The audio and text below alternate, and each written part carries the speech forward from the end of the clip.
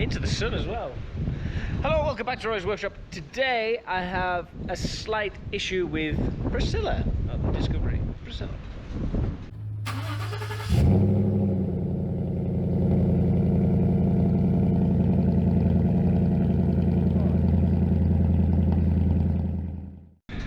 So the issue that I have is the headlights are they're not great. I mean, they're okay, but they blow fuses. Let me show you what I've got currently. See what the issue is. So here's the fuse box for Priscilla. Tuck that up out the way. So it's not in your way. So here's the fuse box for Priscilla. You can see this bottom one here has gotten severely warm in the past.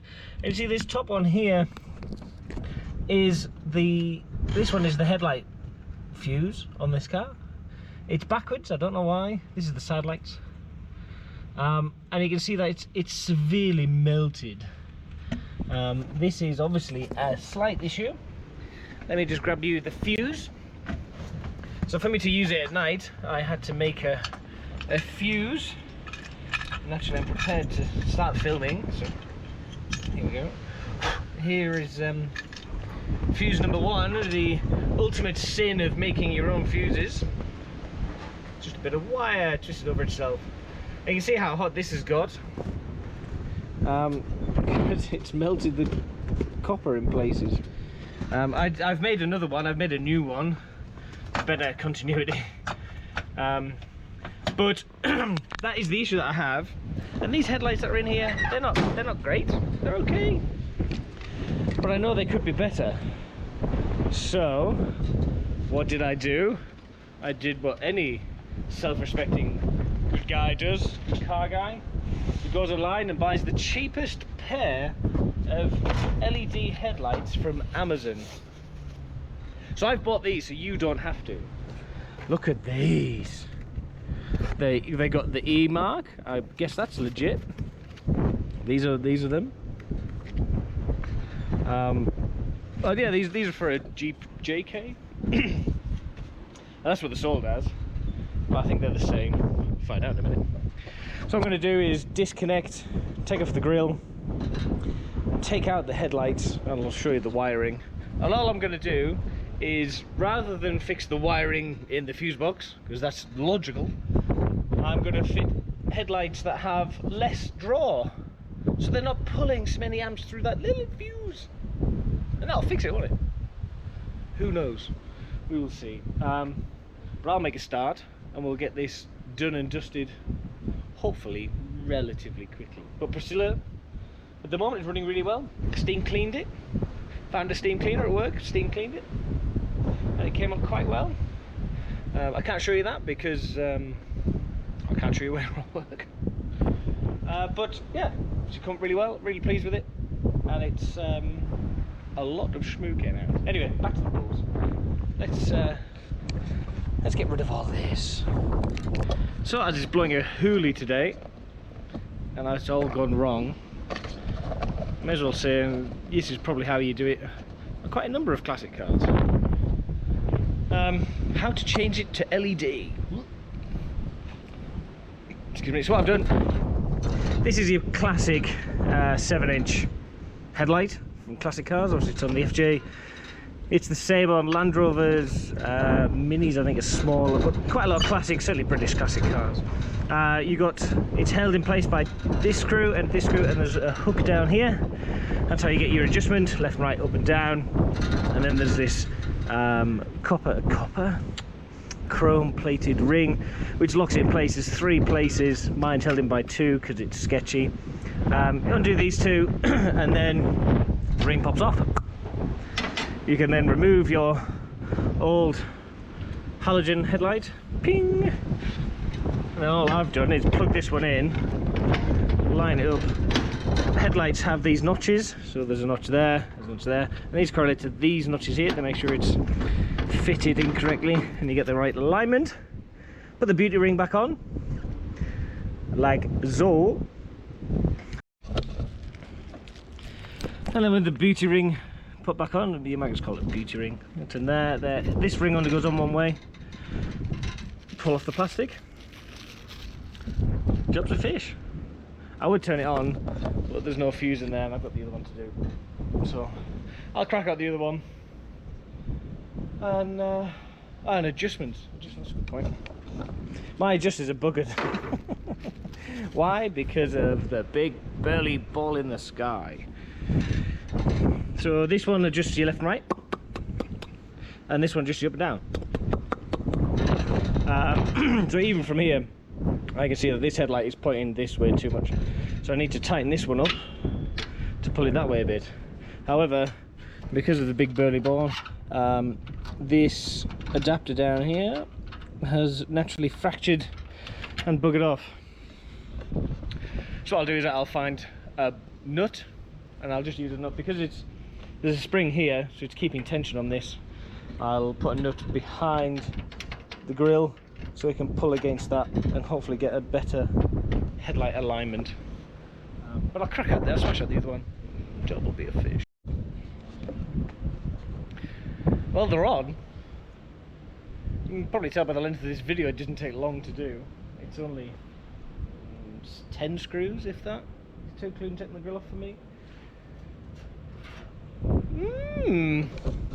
I managed to tighten up. I grabbed hold of this with some pliers, as you can see by the shine a bit, and I've squared it up because the headlights on this were woeful. They're all over the place, and naturally I haven't been able to get it measured up against like a wall and do the tapey marquee thing. I might do that tonight. I won't film it. I might do. I don't know. We'll see. But what I've done, because these are LED, and what I've done is, and these are already preset, I've set it so it's the same distance from here to the back, and from here to the back, so it is square left and right, and then it looks fairly vertical up and down. So, and I've done it on both sides. I could probably do with some new headlight buckets, but to be honest, it works. This is Saudi Arabia, so anything goes. And yeah, I'm now gonna throw the fuse back in, see what they like. Should we do that? See if I can find the good fuse, because it did fall out last night. Is it behind here? No. Is it under there? Nope. Looks like we're making a new fuse. Here's how to make a dodgy fuse. Take one pair of pliers and so take one pair of pliers, one pre-stripped wire, and then all I do is I probably cut it 1, 2, 3, so probably cut it about there where the kink is, fold it over or back on itself, twist it up, pop it in like this. Let's double check the length.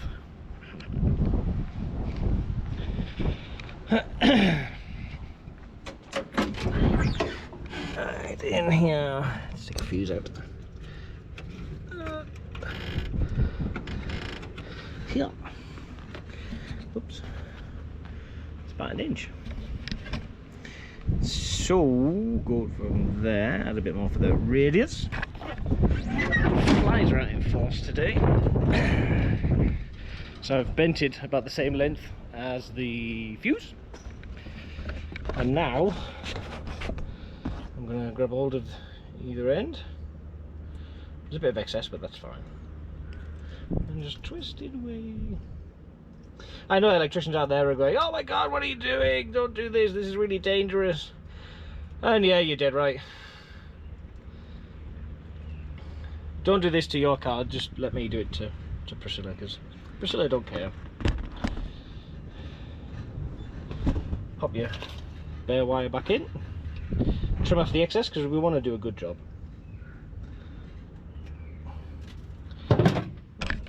Pop this in. You'll notice that the side lights come on. It's because the wires on the back of the fuse box are fused together.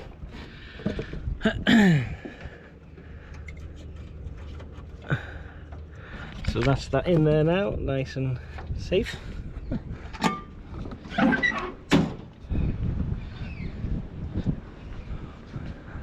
Oh, there's one on. Why is that one on? I connected it. Oh, there we go. Cool. I would try the mid-dip beam, the main beam, but it doesn't work.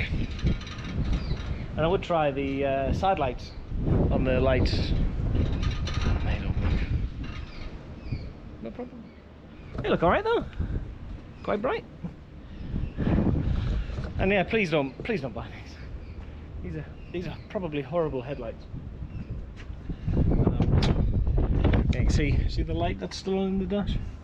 Because it's all fused together. Might have a look at that in a minute. Yeah, side light's still on. But yeah, they look alright, don't they? Let's put the grill back on. Let's have a look at that fuse box. I would like to have some vaguely reliable. Not too much to ask. So you remember what I was saying earlier about, you know, don't do this because it's really stupid and it's really dangerous. Well, here is the fuse box as it is, and you can see how hot it's got. It's melted the top and bottom, and around the back it looks pretty nasty too. That's because it's drawing so many amps, it's getting really hot. And this is why. So this one and this one are the main feeds for the headlights and side lights. And this one's gotten warm as well, and this one as well. So yeah, it's melted the coating. I mean, this is crap anyway. They've probably touched inside. And obviously they've gotten hot in there as well. So what I'll do is take the switch out, and then I'm gonna find out which wire goes to which, and then solder them together. And then hopefully that'll sort out this shorting issue here and high problems. And then I should be able to put a proper glass fuse back in here to get it running. And obviously with me running the LED headlights, the draw against the fuse will be a lot less. In fact, the draw will be a lot less than what the halogen bulbs were. I mean, halogen bulbs pull quite a bit, but let's have a look in the manual, see if there's any specs. Oh, there's factory real shot, test report, ROHS, CFC, and then, oh, look at that. Ooh, but absolutely nothing. But anyway, it's LEDs, they won't draw much. I think even if I put them all on, a side light will probably pull more. So yeah, so I'll get this torn down a bit more, and we'll look at soldering it all. Or maybe those, oh, hang on here. Hang on. For an experiment. So we'll use Priscilla as an experimental car. I do have fire extinguishers on board, so don't worry too much about that. I bought this kit. I didn't pick it up because it's horrible. It's from Ace, America. It's here in Saudi Arabia. And it comes with these. And I presume you twist the wires together, shove them in there, and then crimp them. I may use these, because I've never used them, see what they're like. You've got a CE marking. Then again, that doesn't really mean much, does it? Anyway, I'll get this torn down and we'll have a look. So I've done a bit more digging, and looking at the back, the red and the yellow's popped out of its little socket here. All of it's been going through the red, which has gotten it hot, melted it, and then all hell has broken loose. Don't worry about this one. So I'm now gonna cut them all, and then crimp them in these fantastic little Smurf hats. Let's do that. I'm going to go back to one of my previous comments where I said don't do this, and reiterate it again, because don't do this. So I've stripped off one of the cables, as obviously I'm working through this, replacing it, and one of the cables, this one, has, I thought, oh yeah, what's wrong with this? And I gave the sheath a quick tug, and it fell off. I'm not too sure where this one goes yet, but I will track it down. So what I'm going to do in the meantime is I'm going to I've cut this one off where the heat damage was, and it seems okay. So I've soldered a new piece of wire on, and I'm going to do the same in accordance with this plug to this, and then connect it back up to the switch, wherever the switch is. Back up to the switch, so that's done. And then I'm going to track down where this goes. I have a feeling this is the feed to one of the headlights, but I'm not 100% sure. I need to track it down. I also need to get a battery for my multimeter, as naturally my multimeter battery has gone flat. But anyway, this is not how not to do it. Don't worry about the repairs. Say repairs, these are in the loosest form. Don't worry about what I'm doing now, because it's totally all going to get ripped out. In a couple of months, when it gets a little bit cooler, all the electrics, this electrical harness is obviously old. It's all sun damage, and it's like it could be better.